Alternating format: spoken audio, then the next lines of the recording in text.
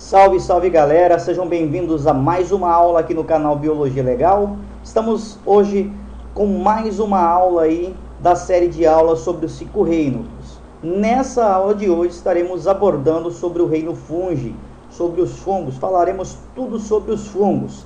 Antes de começar a aula, eu gostaria de pedir para você ir deixando já seu like aí, se inscrever no canal quem ainda não é inscrito e também depois compartilhar com seus amigos nas redes sociais para ajudar no nosso trabalho. Então vamos lá, sem muito blá blá blá, sem muita conversa, vamos falar tudo sobre os fungos.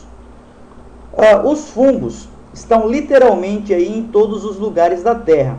O seu impacto ecológico não pode ser mais subestimado, pois junto com as bactérias heterotróficas são os principais decompositores da biosfera.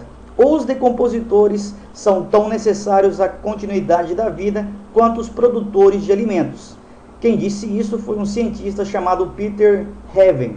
Ele falou aí da importância, dos fungos para a natureza, para a vida no planeta Terra. Então os fungos são de suma importância para a existência da vida no planeta, porque trabalhando em conjunto com as bactérias heterotróficas, eles decompõem toda a matéria morta, deixando esses materiais disponíveis novamente para serem reintroduzidos aí nas cadeias alimentares. Quando morre um animal, morre uma planta, esses fungos vão decompor, decompor os tecidos que formam aqueles animais ou essas plantas, liberando a água, os sais minerais e os gases aí para a natureza, para que sejam reutilizados aí na fotossíntese, sendo assim então reintroduzidos na cadeia alimentar. Vamos falar um pouquinho sobre as características gerais dos fungos.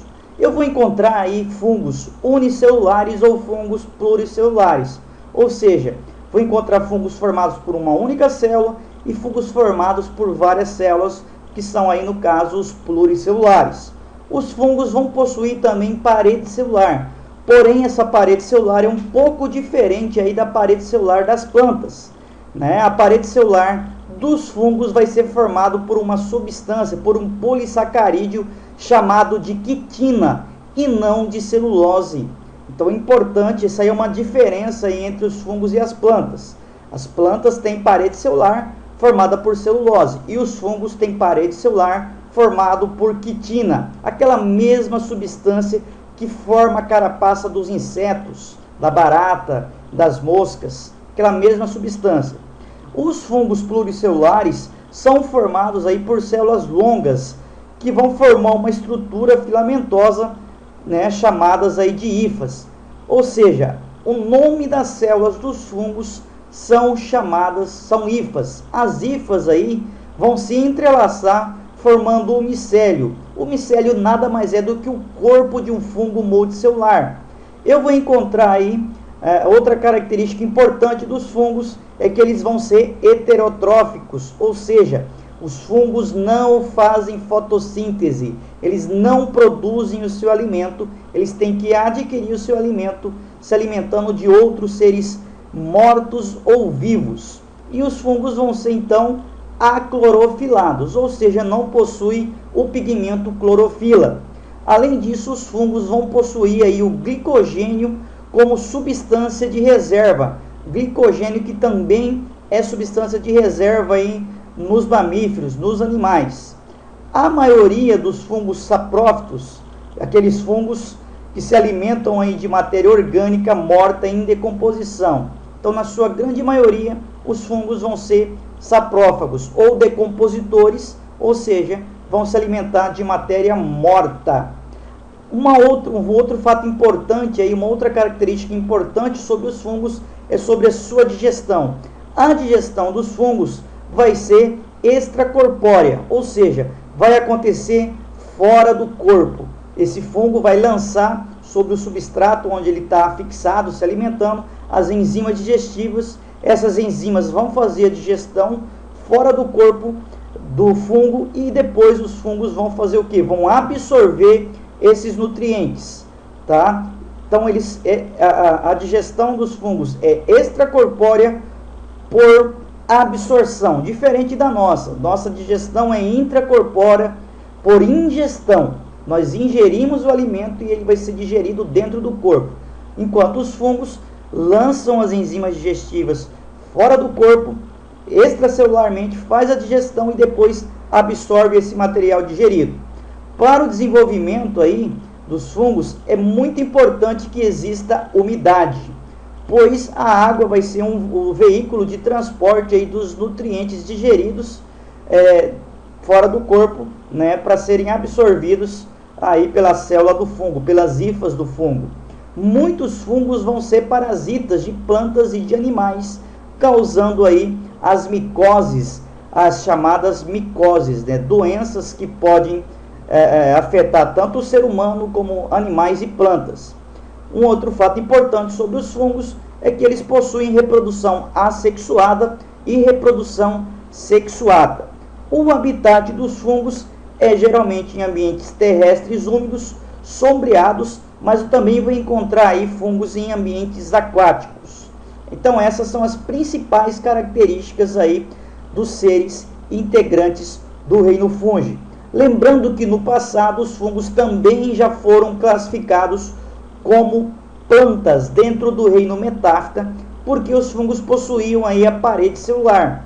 Porém, com o passar do tempo, ele deixou de ser classificado como planta e criou-se o reino fúngico, que vai englobar aí os seres uni- ou pluricelulares, que possuem parede celular formada por quitina e são aclorofilados, são heterotróficos, não fazendo fotossíntese. Vamos falar um pouquinho sobre a estrutura aí do corpo de um fungo. As hifas são aí as estruturas típicas dos fungos pluricelulares, ou seja, o corpo de um fungo vai ser formado por essas células chamadas hifas.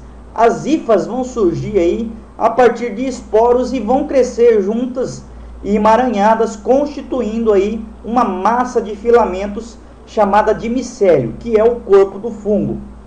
Nos fungos, o micélio pode ficar escondido aí embaixo da superfície do substrato, onde vai estar retirando os nutrientes aí do solo, e pode formar também um micélio externo, chamado aí de corpo de frutificação.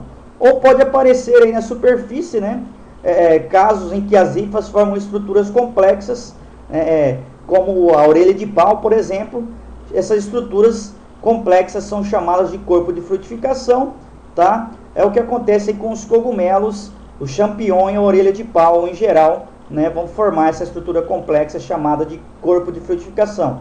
E toda a massa de células, toda a massa de hifas de um fungo é, na verdade, o micélio, que é o corpo de um fungo. Então, lembrem na hora da prova, como que chama o conjunto de todas as células de um fungo?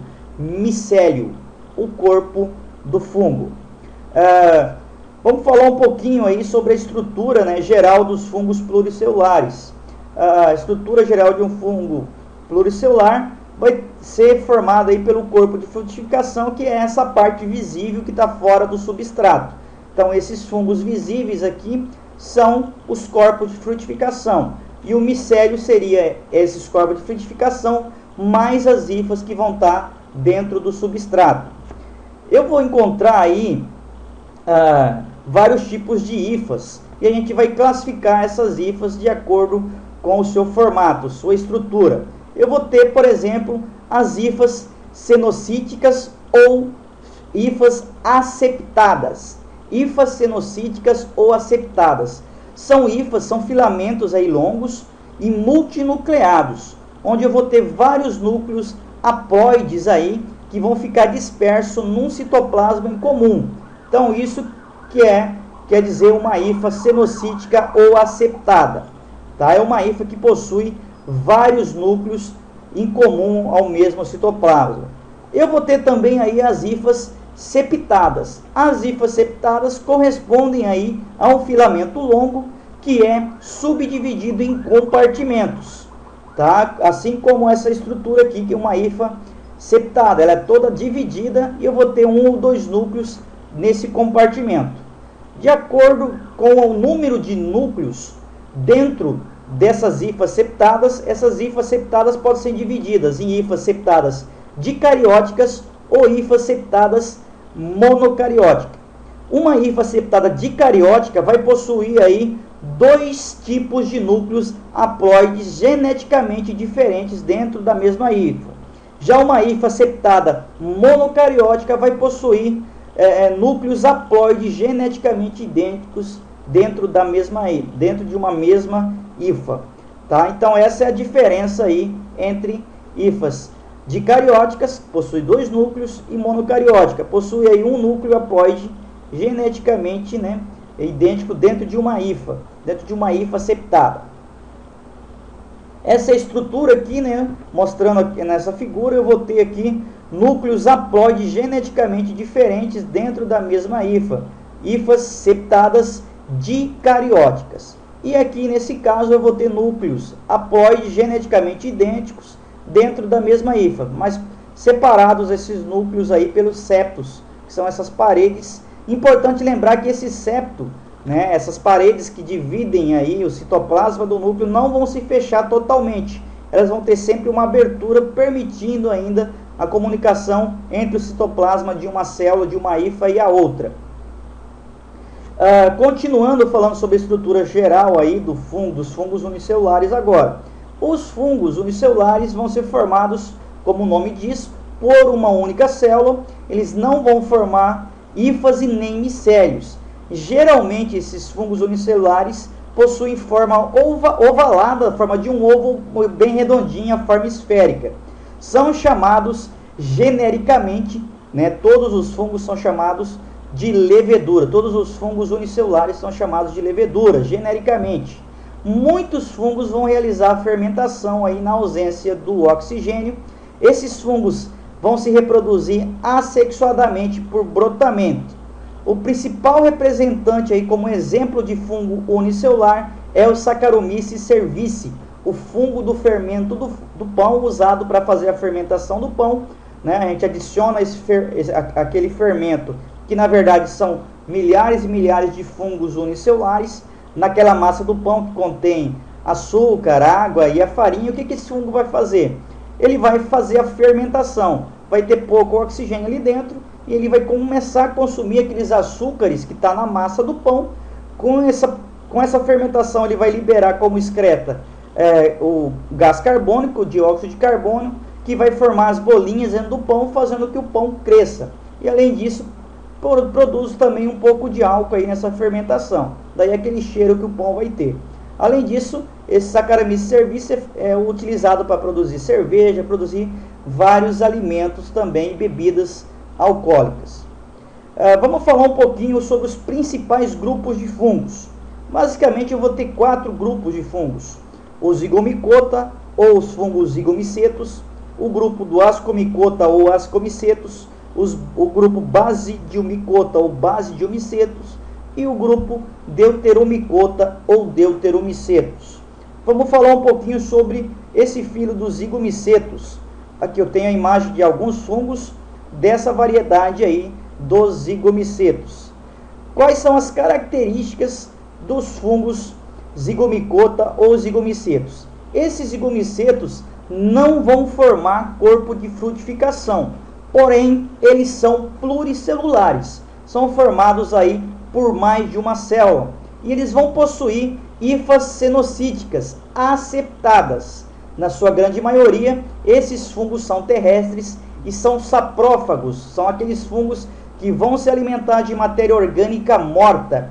Os principais representantes aí do grupo Zygomicota seria o Rhizopus, os fungos do gênero Rhizopus sp, que é o bolor preto do pão aí, que vai se desenvolver quando um pão está envelhecido, sobre biscoitos e frutas envelhecidas, assim como esse morango aqui nessa figura. Continuando, né, as hifas vão originar a reprodução dos zigomicetos. Como que acontece? Nessa reprodução do zigomiceto, as hifas vão originar uma estrutura chamada esporângio. No interior desse esporângio vai ser produzido os esporos. Os esporos vão ser liberados e carregados pelo vento, e ao cair em um ambiente favorável, vão germinar, produzindo novos micélios de novos fungos.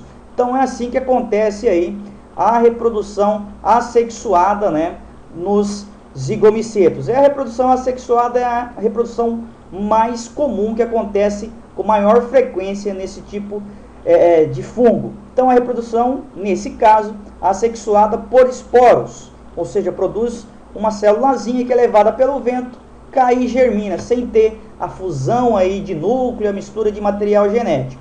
Reprodução assexuada através de esporos. Vamos falar agora sobre a reprodução sexuada. Na reprodução sexuada vai ocorrer a mistura de material genético. Como que acontece todo esse processo? Esse processo acontece com hifas do tipo sexuais diferentes, produzem aí ramos que vão crescer em direção a outro fungo, né? Começou a crescer aqui uma hifa de sexo negativo indo em direção a uma hifa de um outro fungo com sexo positivo. O que acontece? As extremidades aí vão se desenvolver formando os gametângios. Os gametângios depois, né, vão formar os gametas, e esses gametas vão se fundir. Ao se fundirem, ao encontrar as hifas sexuais de dois fungos, vai ocorrer a fusão desses gametas formando o zigoto, que é resultante então aí do desenvolvimento de um esporângio, de um zigoesporângio, né, que ao amadurecer vai liberar novos esporos, recomeçando o ciclo aí. Então eu vou ter aqui a reprodução sexuada, vou ter a mistura, né, de núcleos, né, dos gametângios aqui, formando um zigoto que vai dar origem a um novo fungo. Reprodução sexuada. Vamos falar um pouquinho agora sobre o grupo Ascomicota, que é os ascomicetos. Aqui eu tenho algumas imagens aqui desses fungos. O termo asco significa saco, são fungos em forma de um saco, daí o termo ascomicetos ou ascomicota. Os ascomicetos vão ser fungos, eu vou ter fungos aí nesse grupo, tanto unicelulares quanto pluricelulares. Os pluricelulares vão formar um corpo de frutificação chamado de ascocarpo.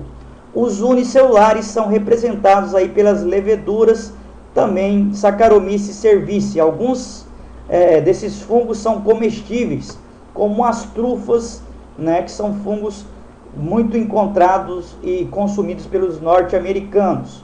Alguns são utilizados aí na indústria de bebidas, né, bebidas alcoólicas, para produção, para fermentação e produção do álcool. Os principais representantes aí dos ascomicotos, dos ascomicetos, seriam os fungos do gênero Tuber, mais conhecidos como tufas, que são utilizados na culinária, o penicillinum notatum, que é utilizado na obtenção do antibiótico chamado de penicilina, o penicilino camembert, né, que é usado na produção do queijo camembert, o penicilino Roquefort, utilizado na produção do queijo Roquefort, e o Saccharomyces cerevisiae, utilizado também na produção de bebidas alcoólicas e fermento. Vamos falar um pouquinho, né, sobre a reprodução dos ascomicetos. Os ascomicetos unicelulares, né, que são as leveduras, vão se reproduzir por mitose e vão gerar novas células ou brotos, ou também gemas. Reprodução, nesse caso, assexuada. Ao se desenvolver, o broto vai se separar pode se separar do seu genitor ou permanecer unido, né, anatomicamente, formando uma colônia como essa aqui. Vamos falar agora da reprodução sexuada dos ascomicetos. Primeiro vai ocorrer a fusão de hifas monocarióticas e vai ocorrer a plasmogamia, né, com a formação de hifas dicarióticas. Depois, essas hifas dicarióticas se desenvolvem formando os corpos de frutificação chamadas de ascocarpo. No corpo de frutificação, algumas hifas férteis vão fundir os seus núcleos formando um zigoto diploide. O zigoto diploide vai se dividir por meiose, originando 4 células haploides, e cada célula haploide se divide por mitose, formando no final 8 esporos. Então essa aqui é o tipo de reprodução sexuada aí dos ascomicetos, dos fungos em forma de saco. Agora vamos falar dos basidiomicetos, ou filo Basidiomicota, né? São esses fungos aqui do gênero do orelha de pau e dos cogumelos. Esses fungos basidiomicetos vão formar corpos de frutificação denominados basidiocarpos, mais popularmente aí conhecidos como cogumelos. Vão possuir hifas septadas, hifas divididas. Alguns fungos eliminam substâncias mal cheirosas aí para atrair insetos, e esses insetos vão dispersar, esparramar os esporos aí pelo ambiente, vão ajudar aí na dispersão de seus esporos. Alguns cogumelos possuem substâncias alucinógenas e são utilizados geralmente por tribos indígenas em rituais religiosos. E muitos são utilizados também na gastronomia, como o champignon, que é usado aí para fazer o nosso famoso estrogonofe. Esse aqui é uma orelha de pau, e esse fungo aqui é um fungo aí do gênero Psilocybium, um fungo altamente venenoso, alucinógeno, aí, que pode causar problemas de saúde ou até mesmo levar à morte se alguém ingerir os fungos. Então o fungo não é de brincar.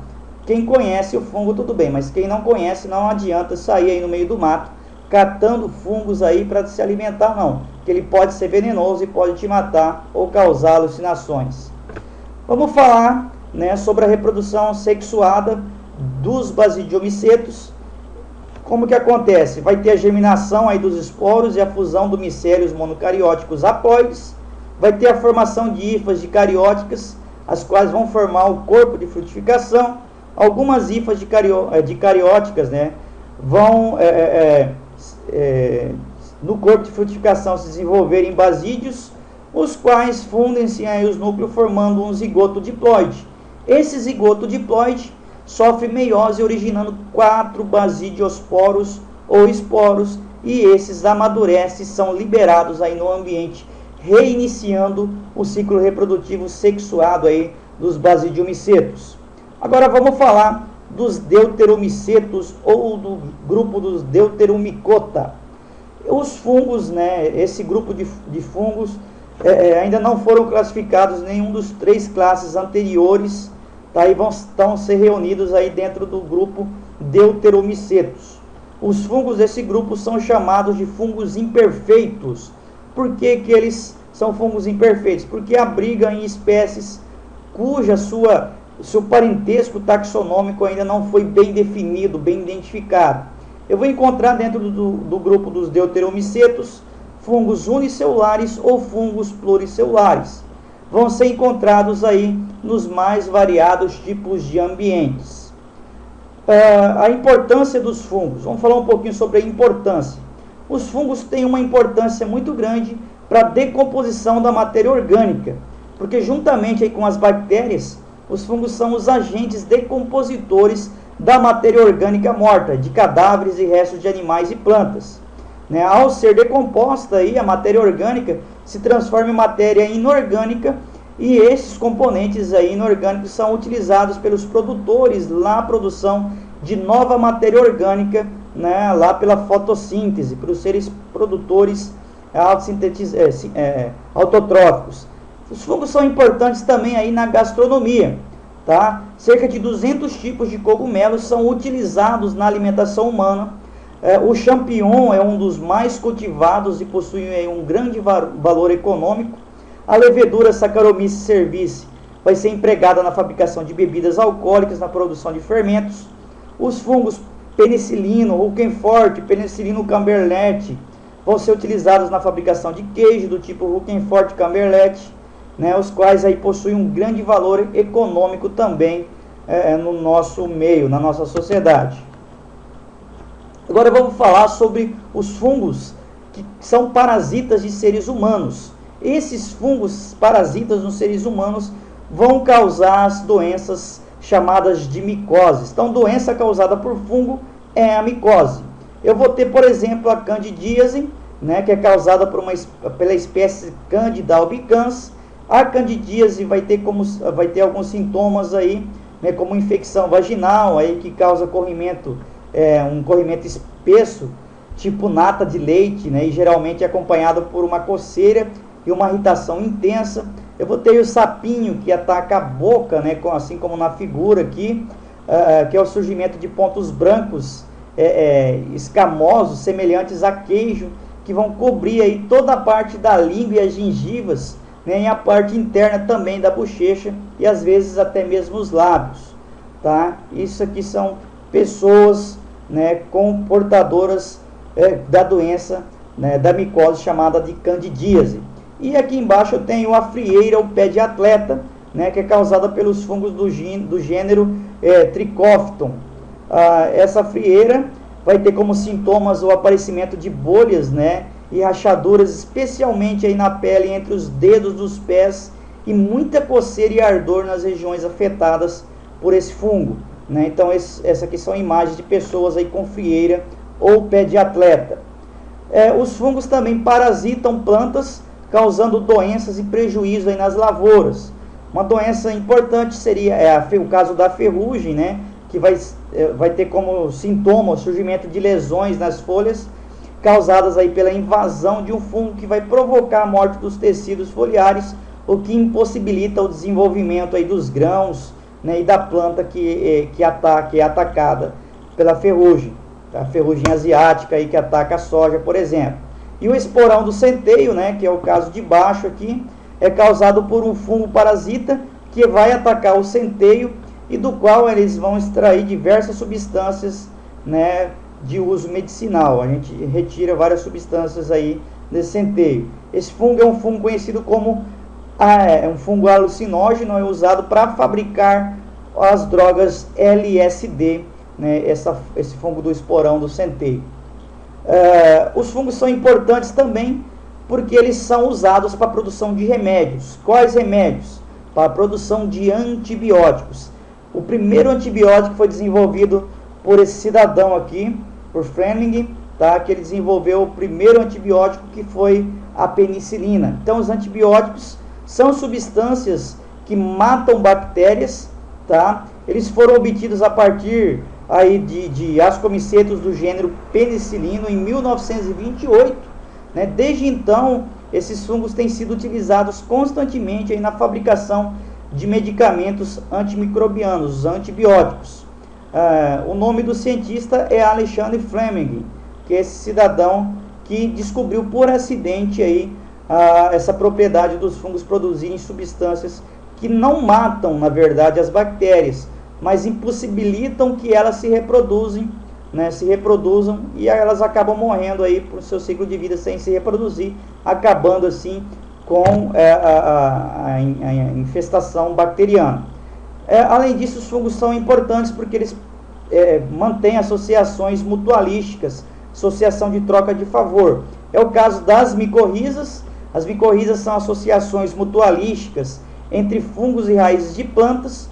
O fungo vai obter das raízes os açúcares e aminoácidos, e em troca ele vai fornecer sais minerais aí do solo, que são fundamentais aí para o crescimento da planta e para a produção aí, para a sua fotossíntese. E os líquens vão ser aí organismos resultantes da associação mutualística entre fungos e algas, ou entre fungos e cianobactérias. As algas ou as cianobactérias vão realizar a fotossíntese e vão fornecer ao fungo a glicose, e os fungos vão retribuir aí, disponibilizando matéria inorgânica necessária para que essa planta ou essa bactéria aí, essa alga, essa bactéria, faça a fotossíntese. Essa foi a nossa aula sobre o rei do fungo. Espero que vocês tenham gostado. Deixa seu like, seu comentário, e daqui eu vou vir agora com a quarta aula, né, sobre o reino vegetal. Na nossa próxima aula vai ser abordado o reino vegetal. Um forte abraço e até a nossa próxima aula.